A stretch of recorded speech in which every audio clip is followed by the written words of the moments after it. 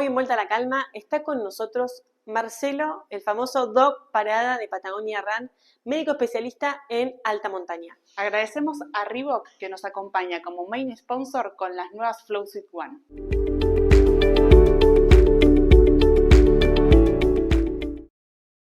Bueno, bienvenido Doc a esta nueva edición de Vuelta a la Calma. Es un placer tenerte con nosotros, en este momento de podcast, porque ya hacemos equipo en Patagonia Run, para nosotros sos un gran referente. Y hoy nos encantaría escucharte hablar de todo lo que es, entrenamiento en altura, que nos cuentes un poco de todo lo que es la asistencia en altura y los problemas gastrointestinales en carrera. Así que vamos a empezar con esta edición especial de nuestro podcast. Doc, antes que nada queríamos en realidad que les cuentes un poco a los oyentes quién es Marcelo Parada. ¿Quién es Marcelo Parada? Bueno, soy yo. Tengo 65 para 66 años. Es- Soy médico, estudié en la UBA. Hice después la residencia de familia, medicina de familia en Neuquén, donde ejercí como médico de familia durante muchos años. Hice también la especialidad en medicina de montaña en Europa, lo que se llama el DIM, la Diploma en Mountain Medicine, y también he hecho la especialidad en el Comité Olímpico Internacional de Medicina del Deporte, que lo hice terminé en el 2018, o sea, empecé en 2016-2018, justo antes de jubilarme del sistema público de Neuquén. Vivo en San Martín de los Andes, vivo en Neuquén desde me fui de Buenos Aires, me recibí en el 82 y en el 84 entré a la residencia en Neuquén, hasta el 87 que me instalé en Junín de los Andes durante 3 años y después ya estoy en San Martín desde el año 90 hasta la fecha.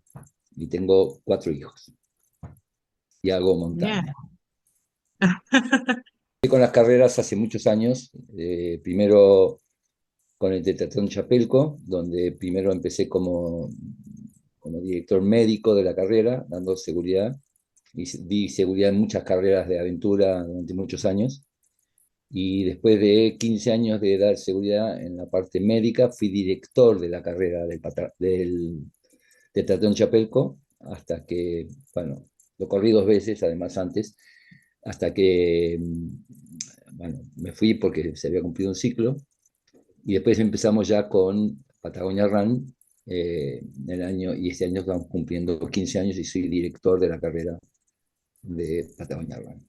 Es un poco el resumen de, un poco el resumen de mi vida larga, Bueno, Doc, que pasa Qué rápido. lindo todo lo transitado. Pasa rápido, sí.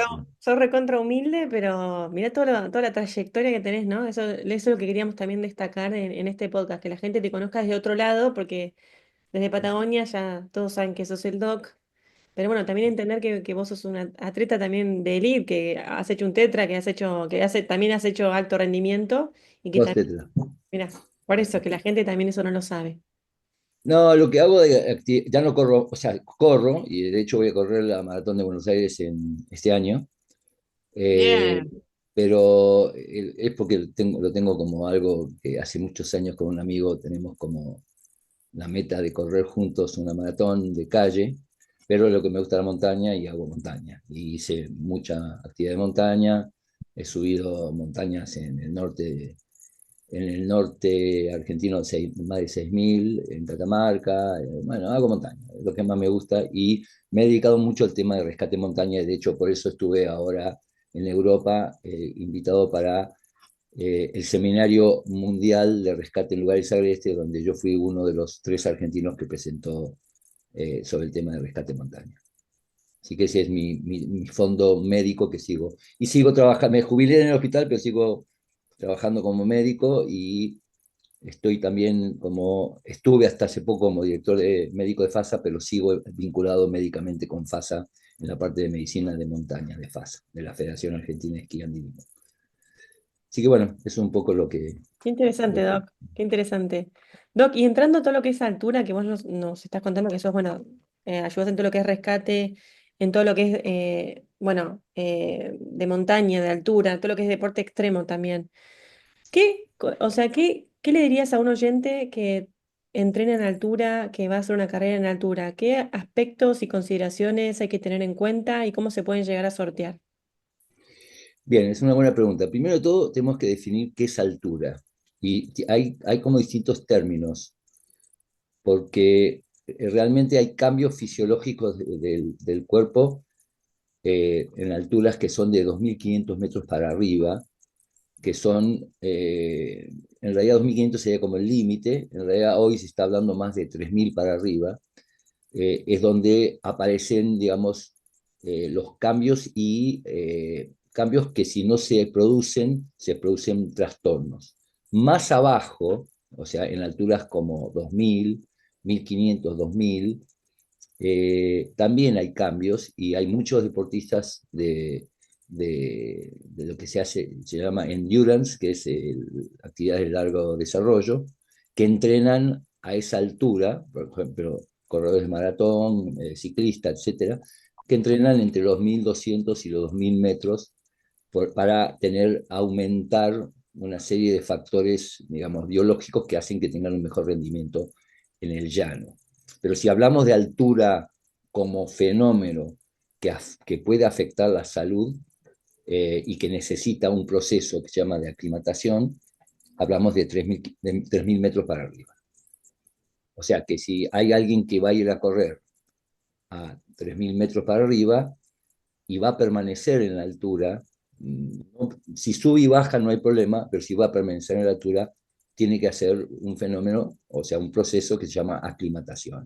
Y ese proceso tiene un tiempo determinado y varía de persona en persona.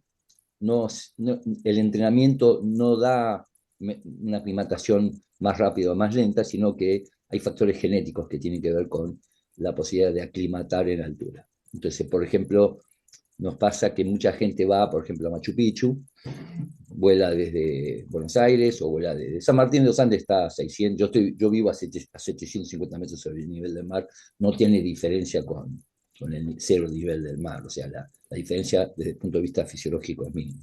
Mm. Eh, y los que van, por ejemplo, a Machu Picchu o van a hacer o hacen una carrera como Aconcagua en el caso, ahí sí están sometidos a un cambio importante de una cosa que se llama hipoxia hipovárica. Perdón, hipoxia hipovárica, que es cuando hay menor, digamos, contenido de oxígeno por volumen de aire, como para explicarlo. El aire tiene una composición fija, con 21% oxígeno, 78% de nitrógeno y un porcentaje de dióxido de carbono. En la altura no cambia ese porcentaje. Lo que sucede es que a medida que subimos, la presión atmosférica disminuye y las moléculas están más separadas. Por lo tanto, para un metro cúbico de aire, vamos a tener menos moléculas de oxígeno a medida que ascendemos. ¿Sí? Y para que tengan una idea de, por ejemplo, en la cumbre del Everest, acá a cero nivel del mar, la presión barométrica se mide en milímetros de mercurio, también se puede medir en hectopascales, pero se usa en medicina milímetros de mercurio, 760 milímetros de mercurio. Bien, esa es la presión que ejerce la atmósfera en el aire, sobre la Tierra, y entonces en un volumen determinado de un litro de aire, a 760 tiene tantas moléculas. Arriba del Everest, la presión atmosférica es 250, o sea, 3 veces menos. O sea que habría que respirar para tener la misma cantidad de oxígeno disponible, habría que de alguna manera respirar 3 volúmenes. Como una hiperventilación, Arriba, digamos. sí, no solo hiperventilación, sino aumentar el volumen de lo que uno Glóbulos respira. rojos. Por eso se usa oxígeno suplementario en la mayoría de las cumbres. La están usando ahora inclusive en la Concagua. Para hacer cumbre en la Concagua están usando métodos de subida rápida con oxígeno directamente y sin aclimatar, porque lo Ah, hacen rápido. Si hacen rápido no hay problema y pero que no directamente necesitan. llevan tubos de oxígeno atrás y van a... Exactamente, están usando los mismos equipos que están usando en Everest o en los 8.000 o en los 7.000 altos que usan oxígeno. ¿Es posible Doc, subir 8.000 sin oxígeno? Sí, hay mucha gente que lo ha hecho, pero son gente que tiene condiciones especiales y que lo puede hacer.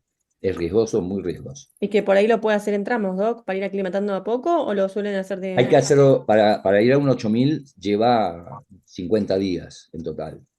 Y subir no lleva tanto, porque el desnivel no es tanto. A ver, le doy un ejemplo. El campamento base de Everest está a 5500 y la cumbre está a 8700, si no me equivoco. Eh, y la diferencia entre altitud, entonces, son Ah, mira. 3200, si no me equivoco.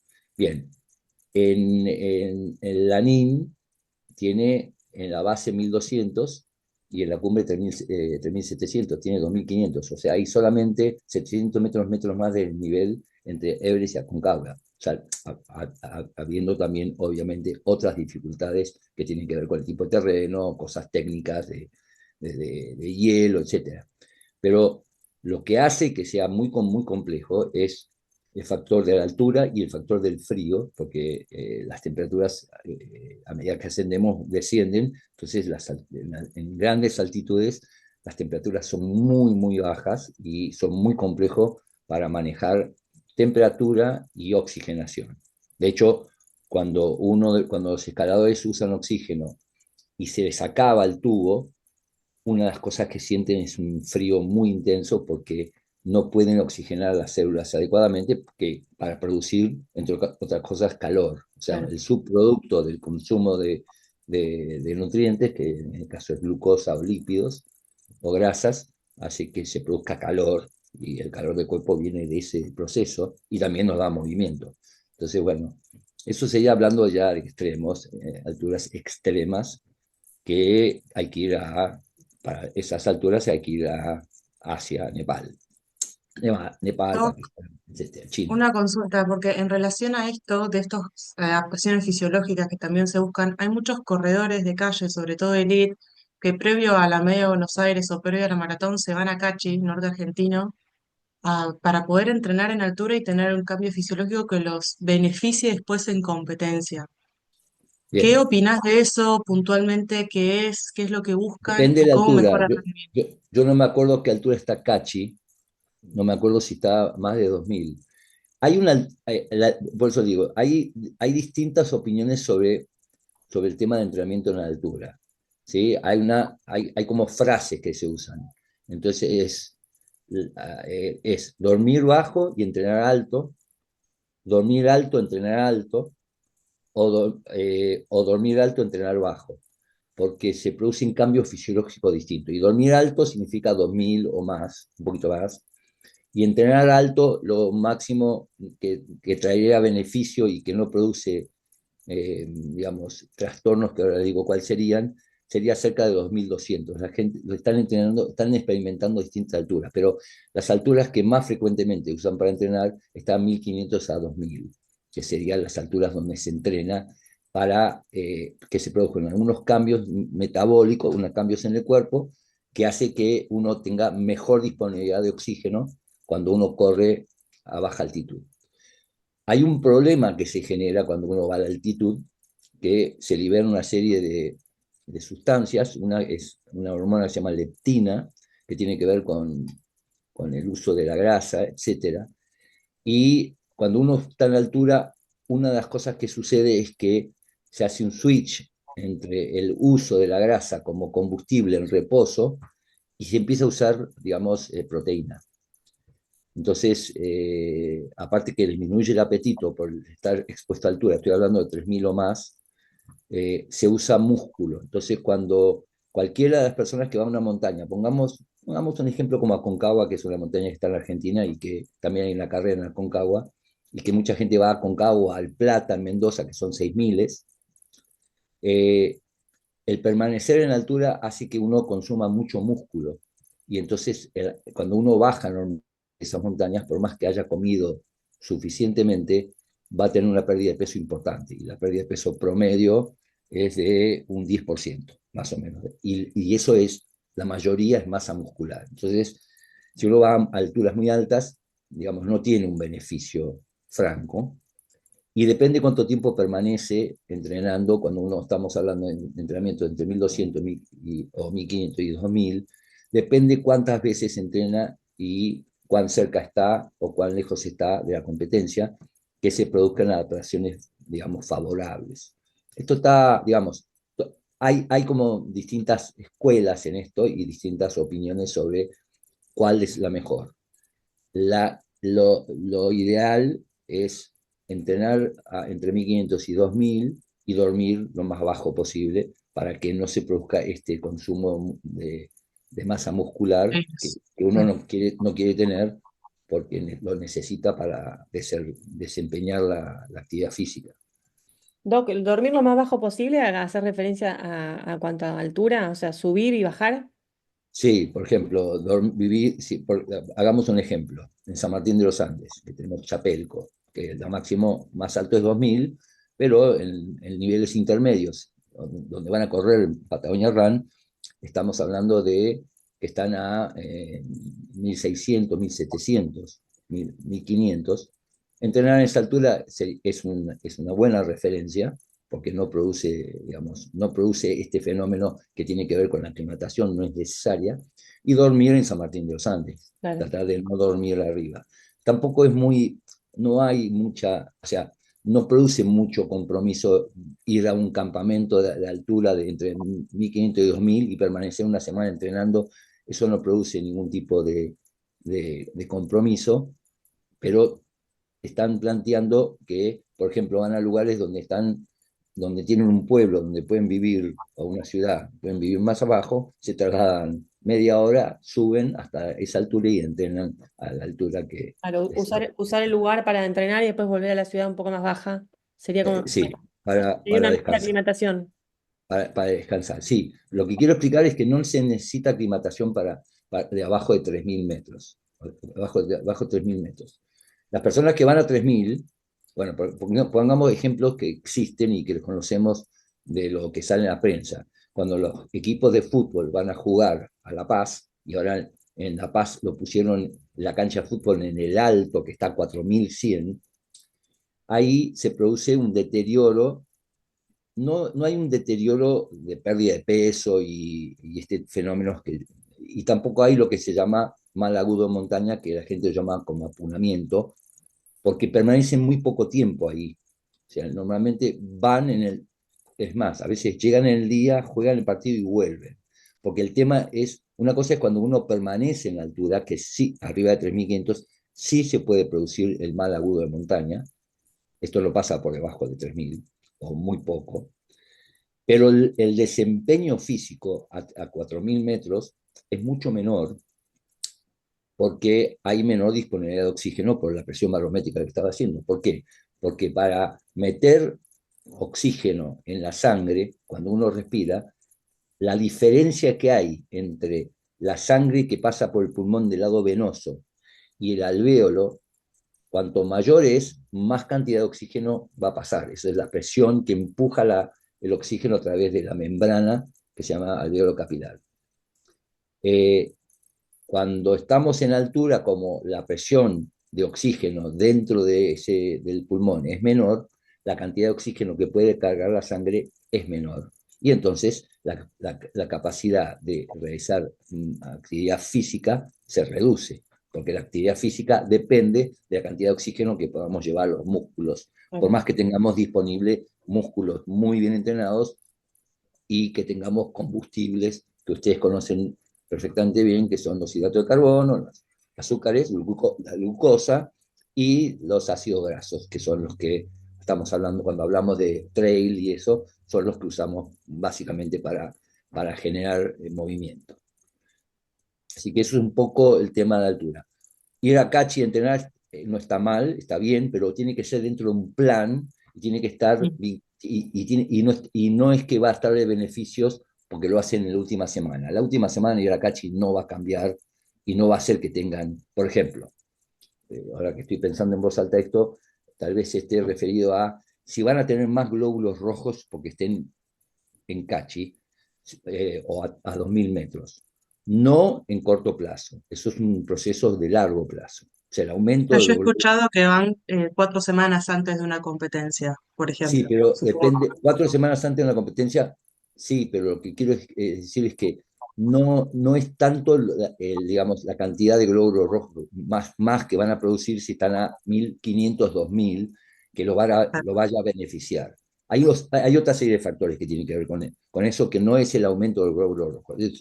Es una simplificación del proceso de entrenamiento de altura. Hay muchas otras cosas, tiene que ver con la mioglobina, que también está en el músculo, tiene que ver con procesos químicos que hace que se capte mejor el oxígeno, se distribuya de manera mejor. Esto es lo que hace el entrenar en altura. Es bastante más complejo. Pero no hay la fantasía es que yo voy a aumentar lo que se llama el hematocrito o como se dice, o mis números de glóbulos rojos. O sea que si me hago un análisis, Que tengo aumente. 5 millones de glóbulos rojos, voy a tener 7. Eso es si uno permanece en altura de 3000 mucho tiempo, y ahí sí se produce. Mucho tiempo significa un mes o un mes y pico. Se permanece, sí va a aumentar. ¿Ok? Pero, pero también después, cuando uno baja, Eso te iba a eso preguntar, Do, ¿cuánto dura eso? disminuye, no es inmediato, no, tarda un tiempo en disminuir porque pero hay cambios, hay distintas formas. A ver, hay dos cosas que pasan. Por un lado, en el momento que uno se expone a la altura, hay una serie de cambios que tienen que ver con que el aumento de glóbulos rojos no es real, sino que es que se concentra la sangre porque se elimina líquidos, ¿sí? Por orina, aumentar la cantidad de orina, y se concentra la sangre. Entonces tenemos un aumento de glóbulos rojos transitorio, pero que es relativo, no es real de cantidad. Después de un tiempo de estar en altura, sí aumenta, porque se producen más glóbulos rojos, pero este proceso es un proceso que tarda, no es inmediato, ni siquiera aparece en una semana estar en la montaña en la altura, aparece bastante después porque la producción de glóbulos rojos tiene un proceso y se hace por una hormona que se llama eritropoyetina, que es una hormona que se usa como doping en muchos casos y muchos atletas lo usan como doping. No está bien, no está bueno, porque no es justo y porque además, digamos, el usar eritropoyetina tiene determinados riesgos que si uno aumenta mucho la cantidad de glóbulos rojos, tiene el riesgo de tener una cosa que se llama trombosis, que se coagule la sangre más fácilmente, se vuelve más viscosa la sangre, y no tiene, o sea, tiene beneficios, sí, pero no es algo que esté permitido ni correcto hacerlo. Hacerlo fisiológicamente es más complejo porque entra en juego esto de me voy a altura, genero más glóbulo rojo, pero también pierdo masa muscular. Entonces es un juego complejo hacerlo. O sea, no está mal que uno vaya a la altura y quiera tener más glóbulos rojos. Pero, por ejemplo, en los atletas de elite, o sea, que corren maratones mundiales, recordman y qué sé yo, hay un seguimiento del doping que se llama se llama sistema Adams, donde todos los atletas tienen que reportar permanentemente dónde están y pueden ser testeados en cualquier parte del mundo en cualquier momento.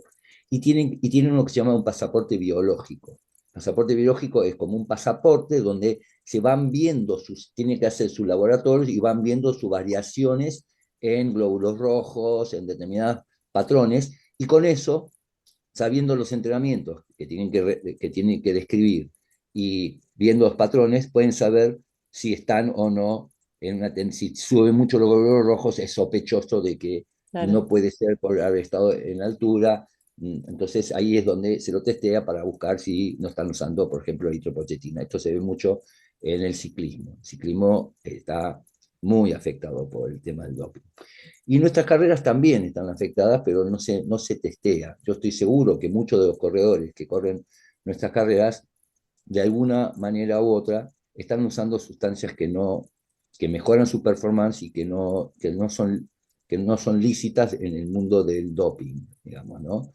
Y el control antidoping es algo sumamente complejo desde el punto de vista técnico, porque se miden sustancias que están en concentraciones muy, muy bajas, pero que cuando están presentes son positivas, o sea, hablan de que alguien está usando algo para mejorar su performance. Por ejemplo, los anabólicos, testosterona y distintos elementos anabólicos, hay muchos, los que terminan con ol, están los solol, hay varios, nandrolona, o sea, hay distintos anabólicos que aumentan la masa muscular. Esto es, También se ven en otras disciplinas, Doc. También es. En el mundo de se CrossFit ven en se otras ve disciplinas. Y bastante. después también hay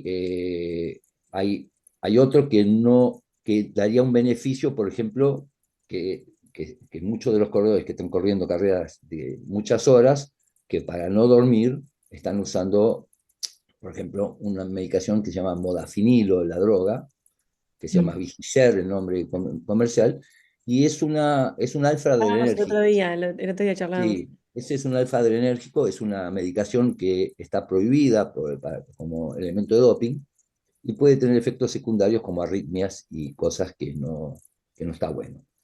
Y además, digamos, si uno va a correr una carrera que dura tantas horas, digamos, el fenómeno de dormir y el que no duerma tiene una ventaja si lo hace de una manera artificial con medicación.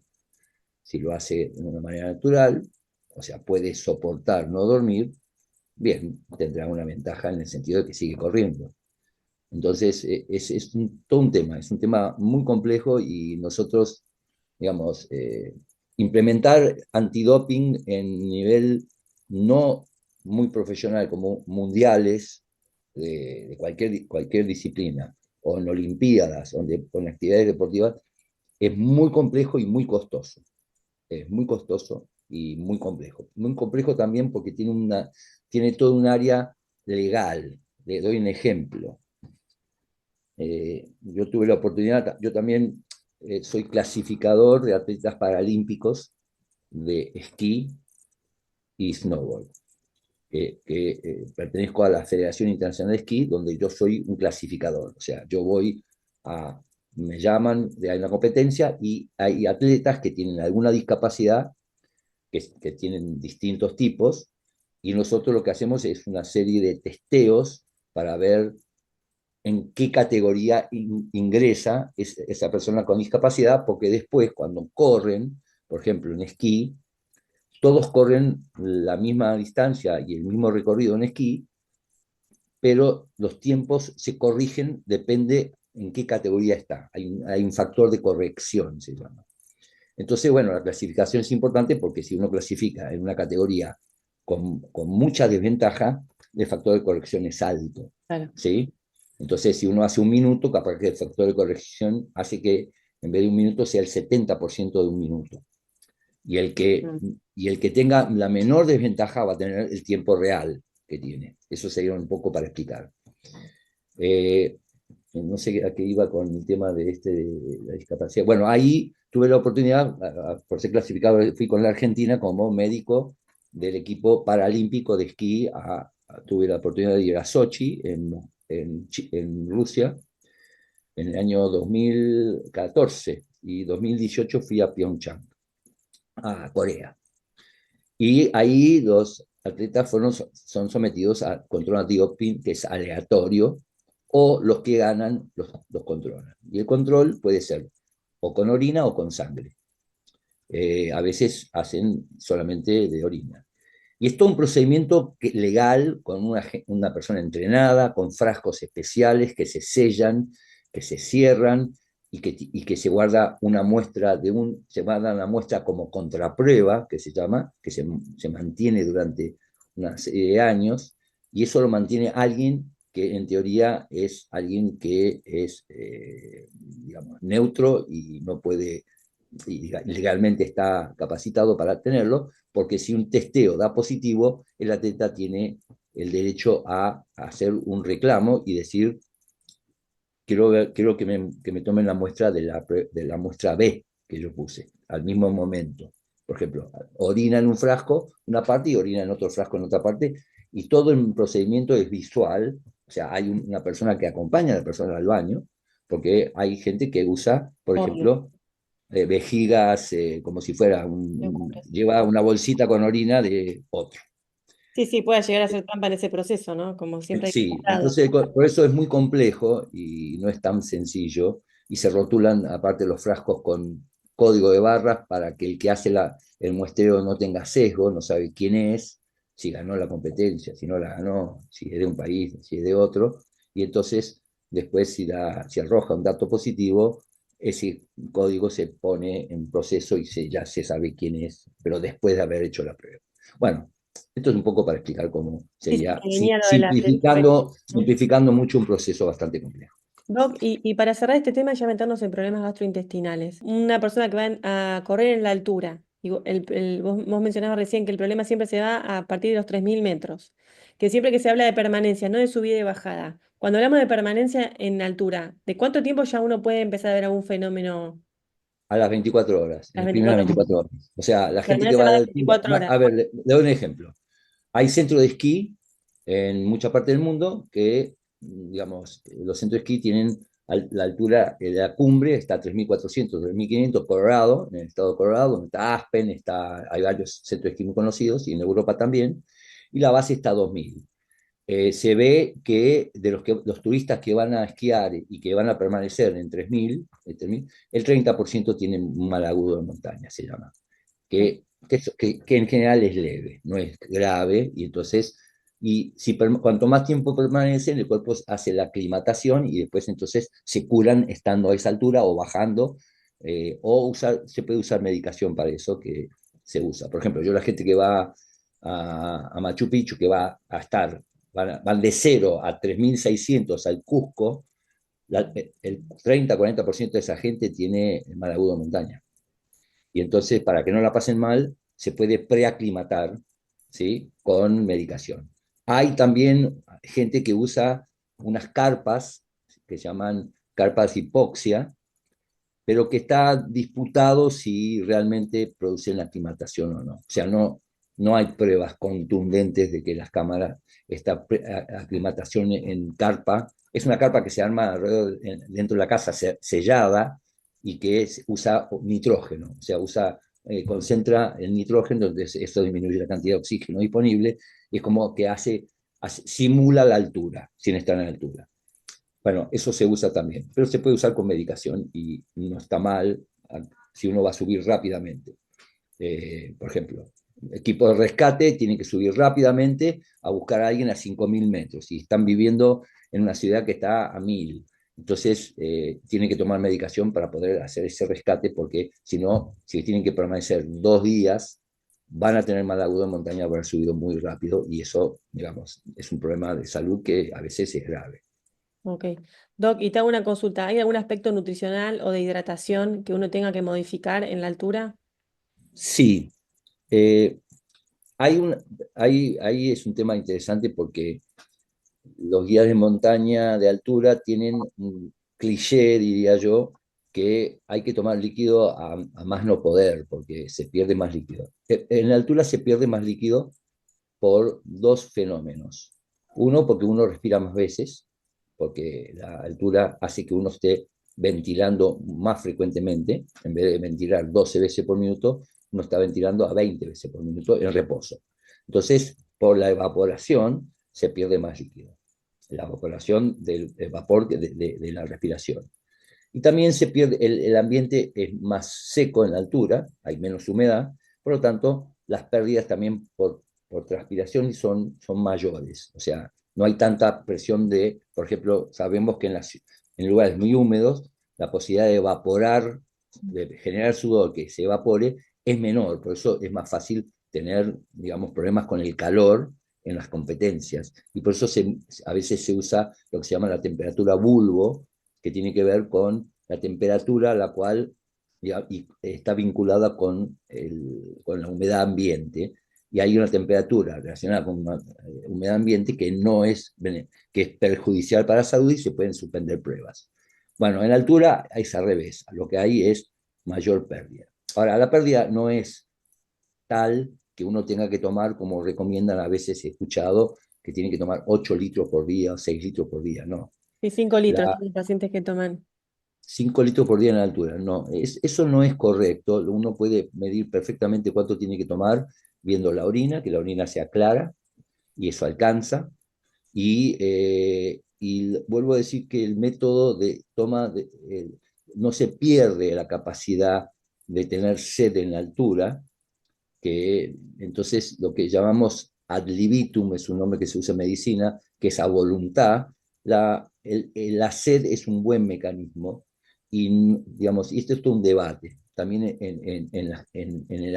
digamos, en el deporte a nivel del mar es un debate qué porcentaje de pérdida de estado de hidratación o qué porcentaje de deshidratación produce deterioro o no de la actividad física. Hay unas publicaciones que hablan del 2%, si yo estoy deshidratado en un 2%, ya mi rendimiento disminuye, y hay mediciones que hoy no dicen que sea tan así. De hecho, el récord de 42K, récord mundial de 42K, llegaban entre 4 y 5% de deshidratación. La hidratación va a aumentar, pero no en la proporción que están promoviendo, o sea, que es que hay que tomar 5 litros. Primero que las personas dependen de su tamaño y para la cantidad de líquido que tienen que tomar. O sea, no es lo mismo una persona que pesa 100 kilos de que pesa 50, el volumen de líquido que requiere es mucho menor. Después depende de la actividad que haga, depende del líquido. Por eso el tema de la hidratación sí es importante, pero está sobrevalorada como fenómeno de la deshidratación, y se exagera mucho este tema de que cuando van a subir a una montaña de 5.000, 6.000, tienen que tomar volúmenes gigantescos de agua. No, y no hay que tomar un volumen fijo, porque el volumen fijo de líquido, sin sal, sin sodio además, lo que genera es diluye el sodio y se produce un problema que se llama hiponatremia dilucional, que es un problema muy serio y que en las ultramaratones esto puede suceder porque la gente toma mucho líquido fijo y porque le dijeron que tiene que tomar 2 litros por hora, por ejemplo, porque pierde 2 litros. No, la gente no pierde 2 litros, pierde mucho menos. Hay que ver la temperatura ambiente, la humedad ambiente, el nivel de actividad. Y hay, como ustedes me comentaron, el otro día me hablaban de algo que Gatorade promovía. Se puede medir de muchas maneras, pero una forma muy sencilla para saber cuánto de líquido pierde uno en un entrenamiento estándar que sea a ritmo carrera. Se puede pesar antes y pesar después. Tenemos la diferencia de peso, con eso sabemos ese es el líquido que perdimos, y normalmente cuanto más entrenamos, somos más eficientes digamos, en cómo eliminamos el sodio, o sea que la sal que después tenemos que recuperar. Y también cuando entrenamos o estamos haciendo actividad en lugares cálidos, donde sí se produce una aclimatación, hay una aclimatación para el calor, pero no para el frío. La aclimatación para el calor hace que sea más eficiente como perdemos calor, y entonces se elimina más sudor y se retiene un poco más de sodio. Entonces, Nosotros hacemos acá, ¿sabías que hacemos acá en los parques muchos sábados testeo de hidratación y los pesamos antes y los pesamos después para perfecto. esta pérdida de líquido? Perfecto. Y lo que tendrían que hacer es medir la temperatura ambiente, y con eso tienen eso, miden la Y temperatura grados ambiente. centígrados, temperatura ambiente y grados centígrados, y después le preguntamos al corredor todo, ¿no? Cuánto tomó, cómo suplementó y todo lo demás, y ver Perfecto. la variación. Eso es muy correcto, eso me parece bien, y me parece que es el método que corresponde que cada uno sepa más o menos a tal intensidad de correr, a tal temperatura, va a gastar o va a eliminar tanto líquido por hora, y sería una forma de poder, digamos, entrenar digamos, la hidratación, que es algo que puede tener su complejidad, depende de dónde está. Digamos, demos un ejemplo, en una ultradistancia, la distancia entre un puesto y otro puede ser, en Patagonia Run por lo menos es entre 8 y 13, 14 kilómetros, 13 kilómetros este año, 14 kilómetros es la más larga, y el tiempo que tienen en esa distancia, la pérdida de líquido puede ser para una persona de 70 kilos alrededor, dependiendo de la temperatura ambiente, de 1 litro 200 de líquido, y tal vez no tenga la cantidad de líquido necesaria para reponer en ese. O sea, si va a tardar 3 horas en hacer esa distancia, 14 kilómetros, va a perder casi 4 litros. Y si no tiene un camelback, que pueda tener 2 litros y medio, y se hidrató previamente o no, va a estar en déficit, que no va a ser grave si tiene un camelback, por ejemplo, que permite un volumen de líquido importante. Las caramañolas son pequeñas, son de medio litro o son de 750, y la gente no quiere llevar tanto peso encima, pero Y en el camino puede ser que haya o no fuentes de agua. En Patagonia Run hay, pero las fuentes de agua no son potables. O sea, ¿podemos tomar agua de un arroyo? Sí, no, no es que no tomemos, nosotros tomamos. ¿Es lo ideal? No. Lo ideal es tomar agua que sea potable para que no tengamos problemas no sabemos si hay un animal muerto más arriba en el arroyo y estamos tomando agua que tiene bacterias que nos pueden dar una enfermedad. O hay parásitos, como se llama. A la hora Entonces, de planificar justo la hidratación en Patagonia puntual, yo justo esta semana tuve varios que van a hacer 100 millas o 110K y veíamos el tiempo que íbamos a tardar entre pas y pas. Y una de perfecto. las estrategias que buscábamos era, bueno, entre este pas y este pas que yo voy a tardar entre 3 a 4 horas, ahí sí necesito que te lleves el camel o que te lleves otro soft para que cargues y tengas agua resto en ese periodo. No en el resto, pero sí ahí, quizás, ¿no? Está Como para bien, poder complementar un poco está más. perfecto. Lo que tienen que saber los corredores, en este caso, si estamos hablando de hidratación, es que van a estar en déficit calórico, seguro, o sea, van a estar en déficit calórico, es imposible, digamos, consumir la cantidad de calorías que demanda la carrera, en distancias largas, ¿eh? No, no hablo de 21, ya en 42 es difícil que uno pueda meter, pongamos un ejemplo, 1000 calorías por hora, no pongamos menos, 700 calorías por hora sería un valor más o menos razonable para alguien que corre 42, y si estamos tardando 5 horas, son 7 por 5 me da 3.500 calorías. 3.500. 3.500 calorías para ingresarlas, y ustedes saben bien esto, no es Mm. fácil, y durante la carrera no es posible, No, porque no. por todos los Inclusive, problemas que inclusive sabemos los guisos por y todo eso lo siempre, demás, siempre van a estar en déficit. Tienen que saber que Ah, siempre va a estar en déficit, y cuanto más larga la distancia, mayor va a ser el déficit. La idea es que tengan un plan post carrera de recuperación para que tal cual.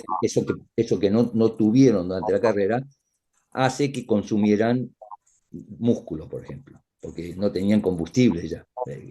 La glucosa, o sea, el glucógeno desaparece.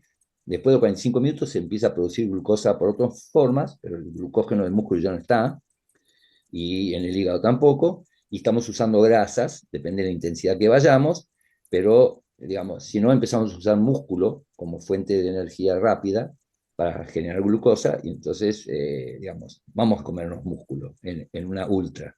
súper Eh, interesante lo que eso, porque muchos deportistas piensan que el músculo no se lleva al fuego, digamos, y el músculo se lleva al fuego en ausencia de hidratos y con una intensidad de entrenamiento alta, ¿no? O sea, no, no siempre la grasa. exactamente, exactamente, ¿no? O sea, van a consumir, si se hicieran una antropometría, o sea, digamos, bien fina, ¿no? Pongamos con equipos, ¿no?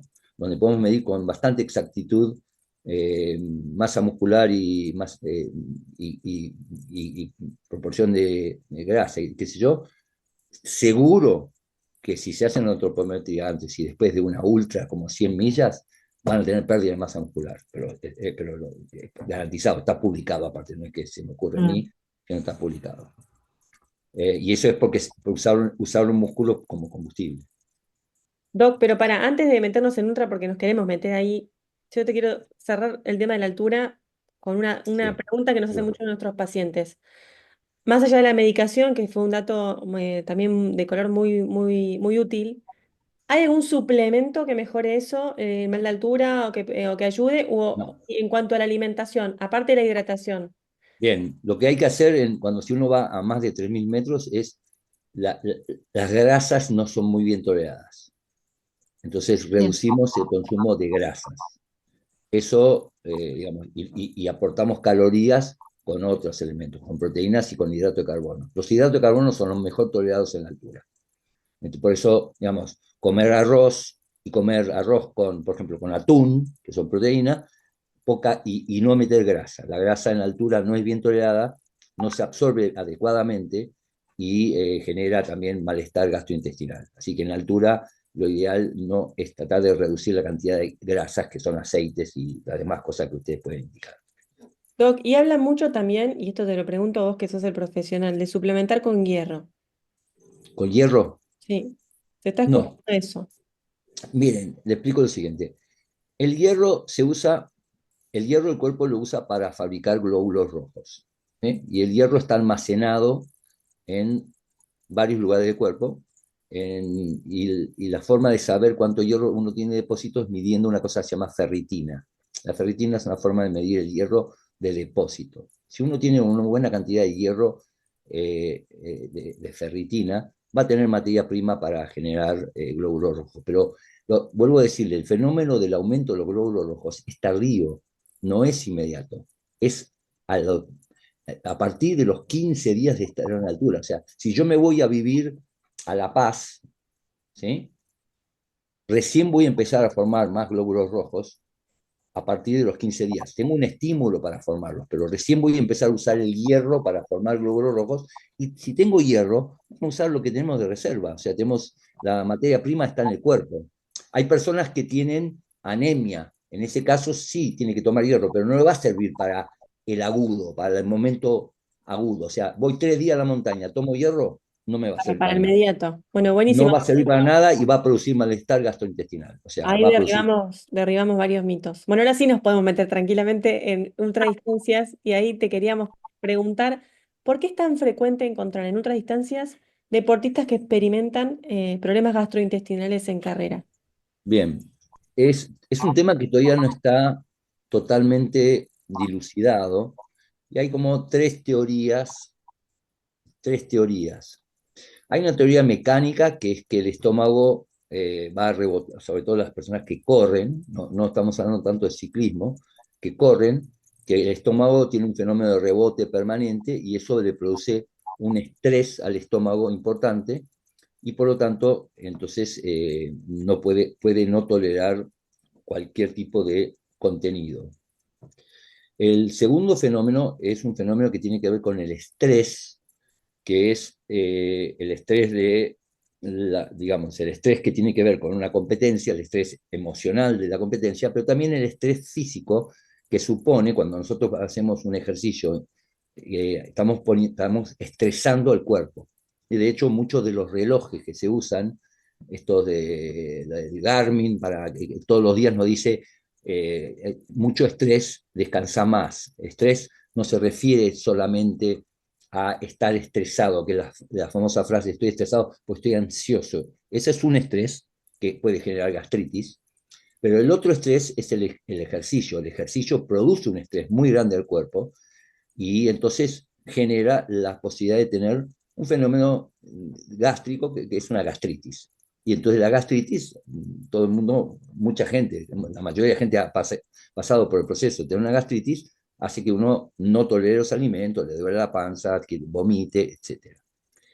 Y el tercer fenómeno que tiene que ver con esto, tiene que ver con que, digamos, también está estudiado y es que cuando estamos haciendo una actividad física, el aporte de sangre al aparato gastrointestinal se reduce a favor de la actividad muscular, o sea, la sangre se redirige a los músculos que son los que están pidiendo oxígeno y se reduce, entonces se produce como una falta de oxigenación del aparato gastrointestinal, del estómago, del intestino, y esto hace que se produzca también un fenómeno sería como una isquemia, se llama, o falta de irrigación, que también le produce al estómago y al intestino un problema que entonces no puede tolerar líquidos, sólidos, etcétera, no puede funcionar adecuadamente.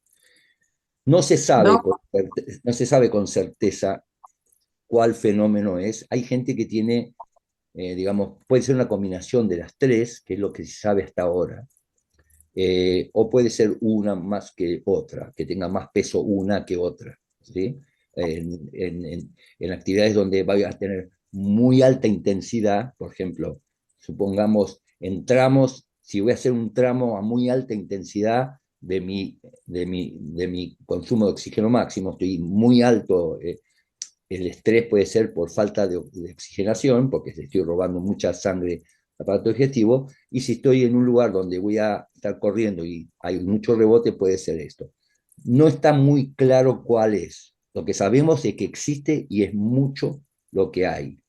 Y una de las cosas que yo he está publicado y que además he hecho, digamos, experimental de alguna manera, porque no tengo un estudio comparativo con alguien que no recibe o recibe un placebo, es que para el fenómeno del estrés es reducir la producción de ácido en el estómago, como cualquier persona que tiene gastritis. Entonces, antes de la carrera, tomar antiácido como el omeprazol o alguno de los prazoles que hay, que son los que se usan para tratar la gastritis, 2 o 3 días antes de la carrera, empezar a tomarlo durante la carrera también, se puede tomar una vez por día, y eso va a reducir la acidez y ya reduce uno de los factores que pueden producirlo, que es la gastritis. Esta era una de las preguntas que te iba a hacer, porque tenemos varios corredores que lo hacen. Y mi pregunta un poco en esto es, si es una carrera que dura más de 24 horas, que dura 40 horas o 42, ¿vale la pena tomar durante la carrera en 2 oportunidades distintas ese tipo de Sí, medicación?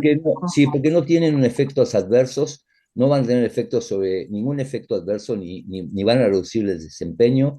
Son cosas pequeñas para llevar y se puede tomar una vez por día, cada 24 horas, y no me parece que esté mal y suma. Aparte, también está el tema de la alimentación que reciben y que a veces, digamos, por ejemplo, los geles que son alta concentración de hidrato de carbono o que entran, también producen un estrés en el estómago en el sentido de que no es lo mismo un gel que comer algo que tenga la misma concentración de hidrato de carbono en un volumen o en una distribución de alimentos que ustedes saben perfectamente. Entonces, eso también produce. Así que yo el tema de que tomen un antiácido empezando 48 horas antes de la competencia y que lo mantengan durante la competencia, sobre todo si es de larga duración, me parece bien y no me parece contraproducente, ni es grave, ni es un doping, ni nada. Y no hay efectos secundarios no malos. Entonces, si lo toman, no me parece mal. O sea, yo inclusive se los indicaría,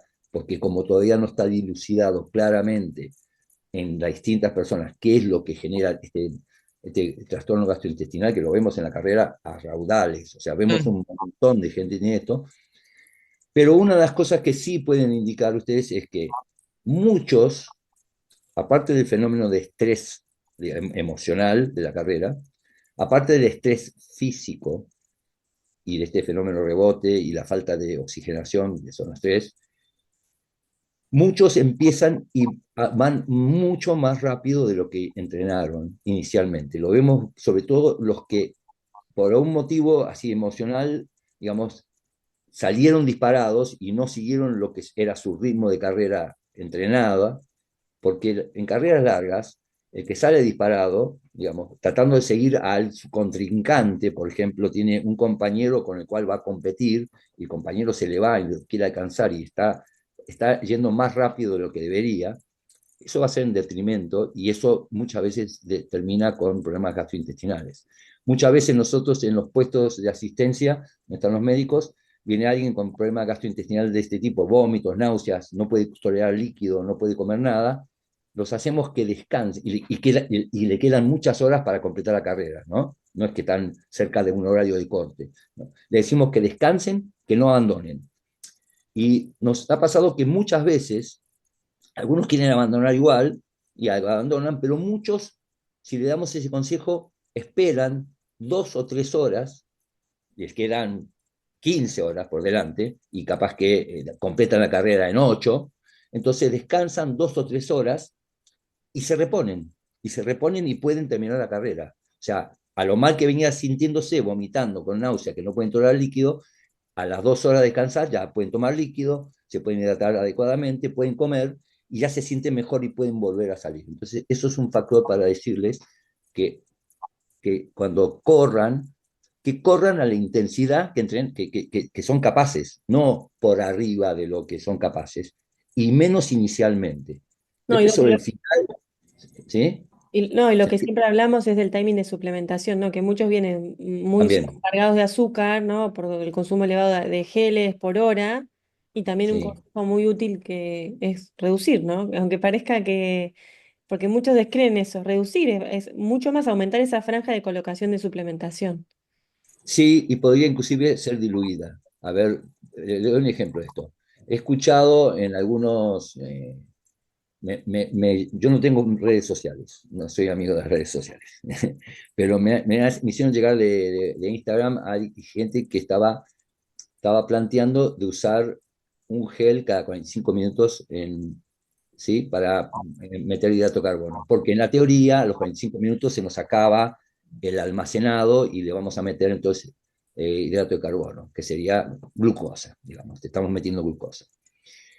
Eso para una carrera corta no está mal, una carrera corta estamos hablando de 10, 21, 42, pero ya más allá no. O sea, en 5 minutos meter un gel, imagínense 30 geles en 30 Así. horas. No, eso produce un desastre gastrointestinal y no es beneficioso, no es que están teniendo beneficios. La forma de incorporar hidrato de carbono está en los puestos que ustedes nos han ayudado a armar todo lo que sea el tema de alimentación de una manera más natural en un proceso de una carrera muy larga.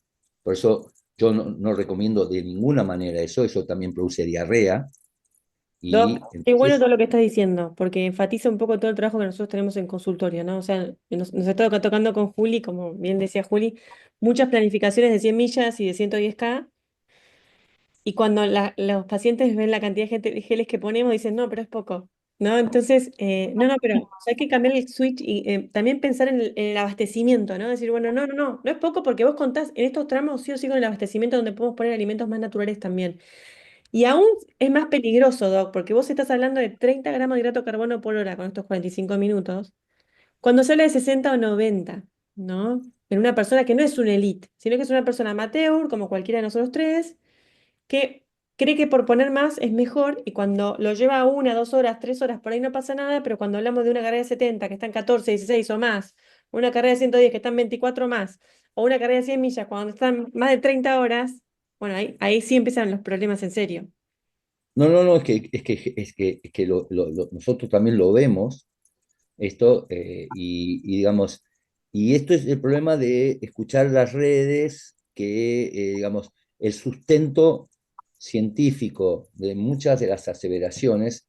A ver, si Kilian Jornet corre con unas zapatillas que lo hacen ganar, no lo hace ganar las zapatillas, hace No, ganar claro. la genética y el entrenamiento de Kilian Jornet, que entonces la gente compra las zapatillas de Kilian Jornet porque es mejor.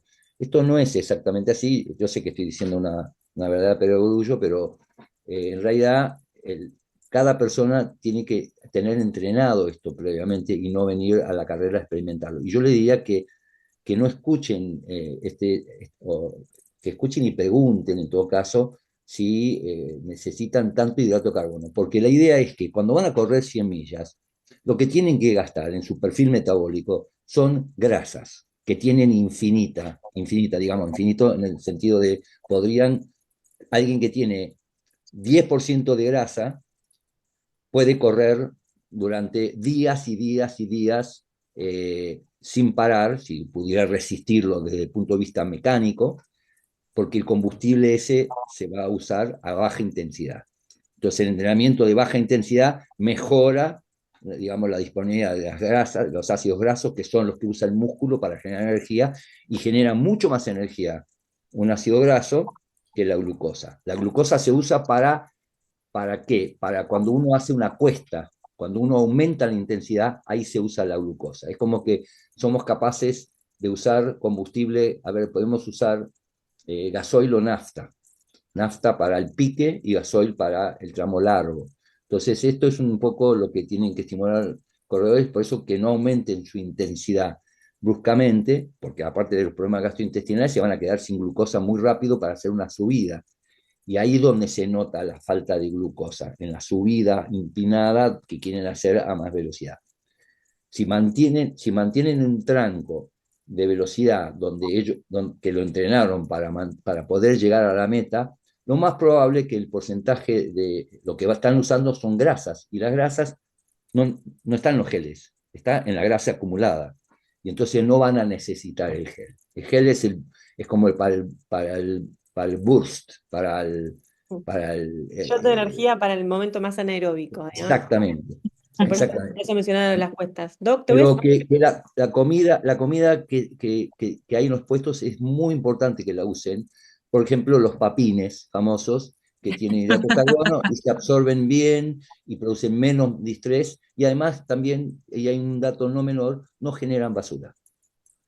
Los geles nos generan enorme cantidad de basura, que es algo muy preocupante porque lo usan, como es pegajoso, lo tiran, y nosotros nos encontramos en nuestras sendas que estaban limpias con muchos sachets de gel tirados que no queremos. Así que yo también las convoco a ustedes para que nos ayuden a que no tiren basura en el circuito.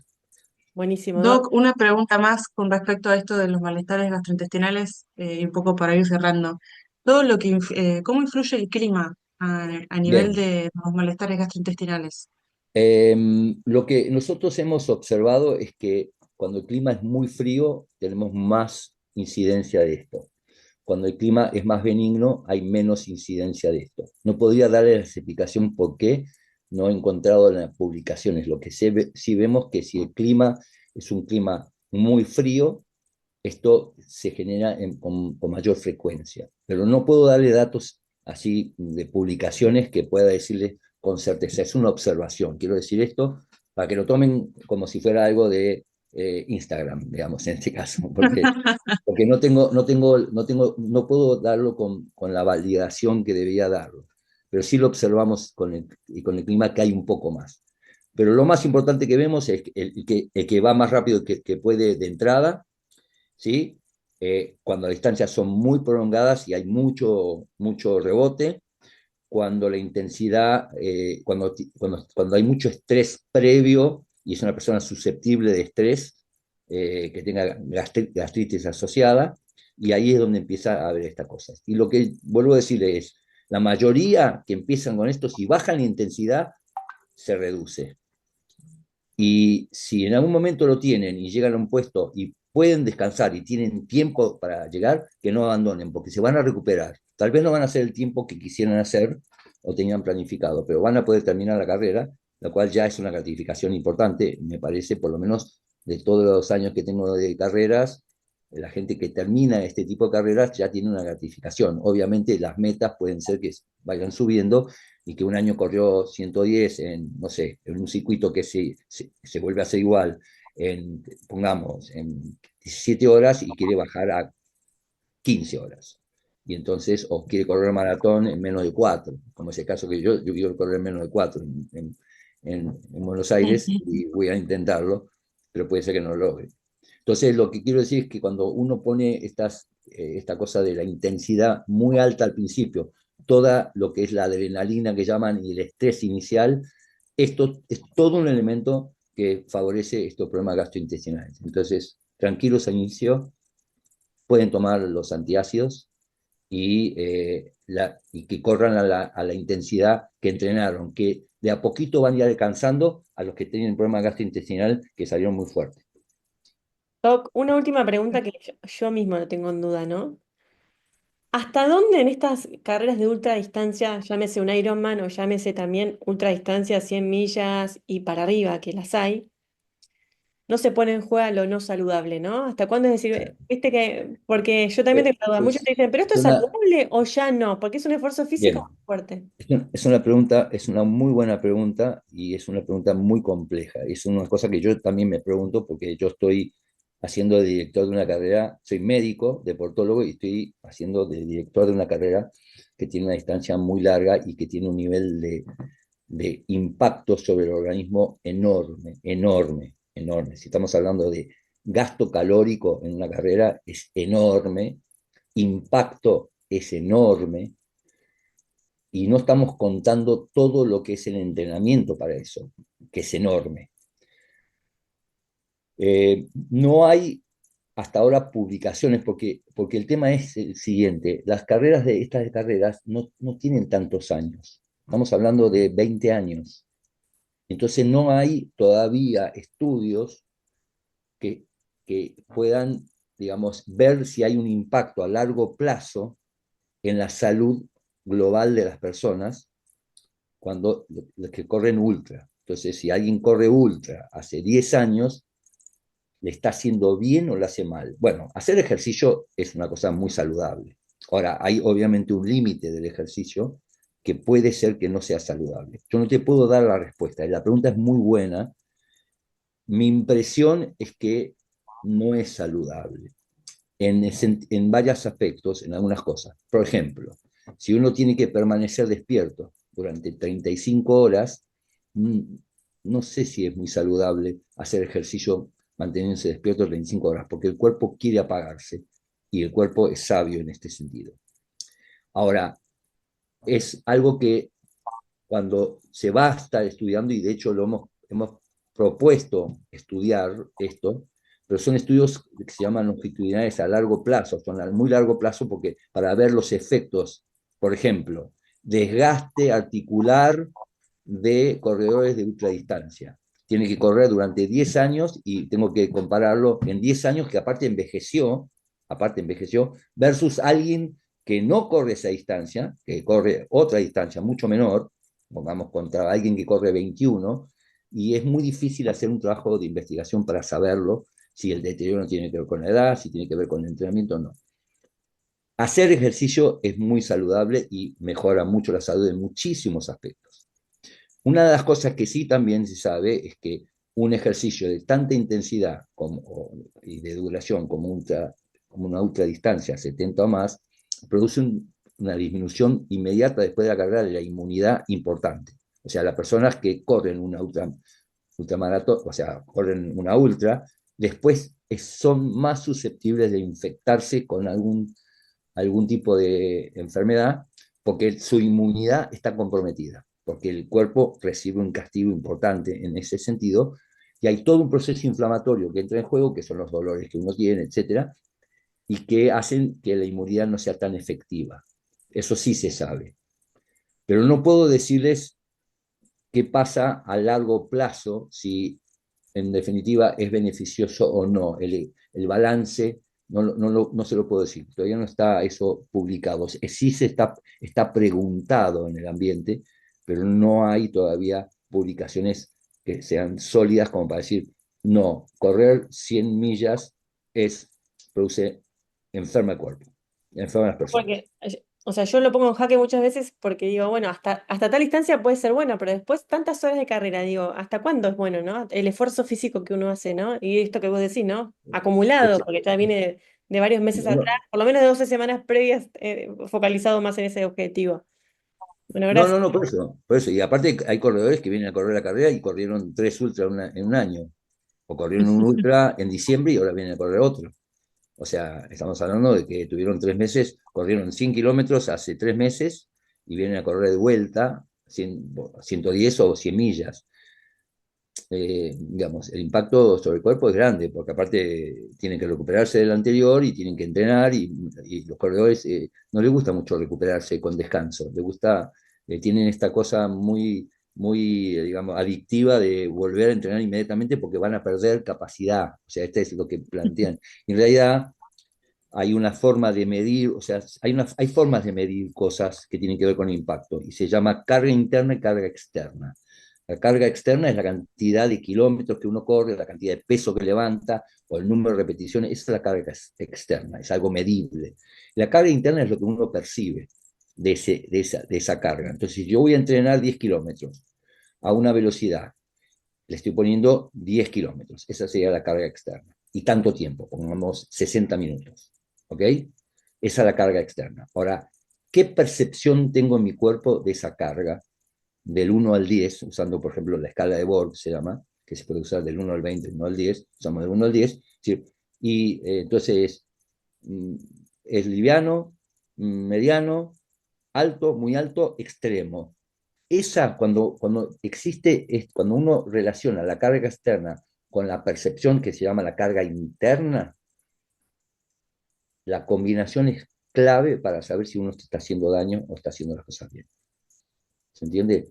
Entonces, si no, vemos muchas lesiones por sobreuso, vemos muchas tendinopatías, vemos muchas fascitis, vemos muchos problemas de salud que tienen que ver digamos, con el sobreuso, que es poner una carga externa muy alta y no darle bola a la carga interna, que está diciendo el cuerpo, no, estamos poniendo demasiado. Porque Doc, mu- Muchísimas gracias. Bueno, Realmente es súper interesante y creo que nos quedaríamos horas hablando con vos. Nada, estamos muy contentas. Yo creo que los oyentes también lo deben estar. Es mucha información la que pudimos brindar. Y no queríamos esto, ¿no? Dejar de agradecerte y también que te va a llegar ahora cuando vayamos para San Martín de los Andes estas zapatillas, la Flossy One de Reebok, que te vamos a estar regalando cuando vayamos para Patagonia Rock. bueno, Gracias realmente de nuevo por tu tiempo. bueno, les agradezco la invitación, las espero para cuando vengan. No te pierdas el próximo episodio donde un corredor de ultra distancia y alta montaña nos va a estar contando sobre su experiencia.